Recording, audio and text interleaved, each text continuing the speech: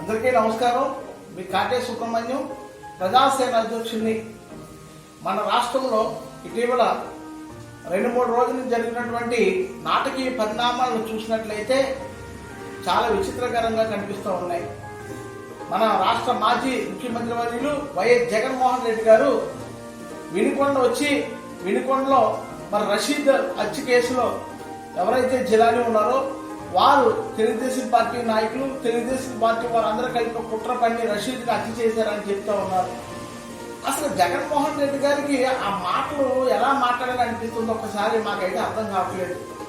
ఈ వైఎస్ఆర్ పార్టీలో ఉన్నటువంటి నా దళిత సోదరులందరూ కూడా ఒక మాట చెప్తున్నాను.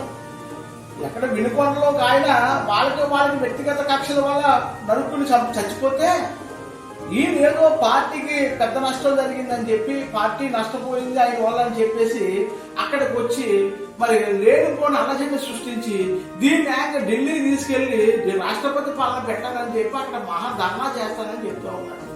అసలు ఇది ఎంతవరకు కరెక్ట్ ఒక్కసారి ఆలోచించేయండి.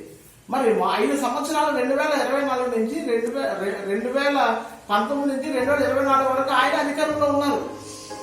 ఎమ్మెల్సీ ఆయన మరి పరిపాలనలో ఉన్నప్పుడు ఎమ్మెల్సీగా ఎన్నికైనటువంటి అనంతబాబు ఆయన వీధి సుబ్రహ్మణ్యం డ్రైవర్ని చంపేసి డోర్ డెలివరీ చేస్తే కనీసం ఒక్క మాట కూడా మాట్లాడలేదు ఈ మహాగణుడు.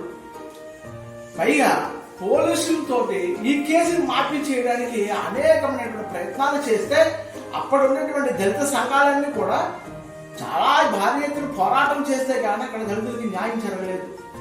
ఇది ఈయన క్యాబినెట్ లో ఉండేటువంటి పరిస్థితి. ఆయన ఈరోజు ఏదో మాట్లాడుతున్నారు. ఇంకోటి, ఇదే అనంతబాబు సెంట్రల్ జైలు నుంచి విడుదలై బయటకు వస్తూ ఉంటుంటే ఆయనకి భారీ ఎత్తున ఊరేగింపు జరుపుకుని గొప్ప కనకారం చేసినట్టు పర్మిషన్ కూడా ఇప్పించాడు. ఇటువంటి వ్యక్తి ఈ హత్యల గురించి కానీ, ఈ రాజకీయాల గురించి కానీ, నేటి చంద్రబాబు నాయుడు గురించి కానీ, పవన్ కళ్యాణ్ గారి గురించి విమర్శించేది ఈయనకి ఎక్కడా కూడా విమర్శించేటువంటి హక్కు కానీ అర్హత కానీ ఈయనకి లేదు. కేవలం కోవిడ్ సమయంలో మాస్కులు అడిగారనేటువంటి డాక్టర్ సుధాకర్ని అత్యంత దారుణంగా చనిపోవడానికి కారణమైనటువంటి ముద్దాయి మన వైఎస్ జగన్మోహన్ రెడ్డి గారు.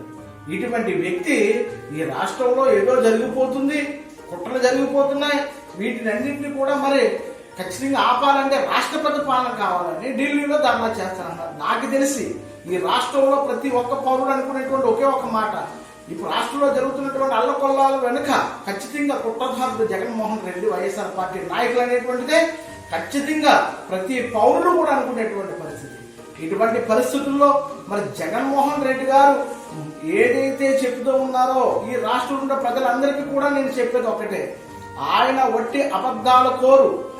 కేవలం 5 సంవత్సరాలు ఇటువంటి దుర్మార్గ పనులతోనే ఆయన కాలాన్ని మరి వృధా చేశాడు తప్ప పేద ప్రజలకు ఎక్కడ కూడా న్యాయం చేసినటువంటి దాఖలాలు ఎక్కడ లేవు.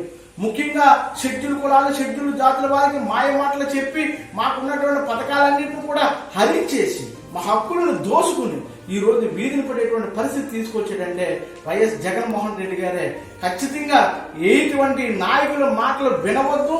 ఖచ్చితంగా ఇటువంటి వ్యక్తిని మన రాష్ట్రం నుంచి తరిమి కొట్టాలని అందరూ కూడా పిలుపునిస్తూ మీ కాటే సుబ్రహ్మణ్యం.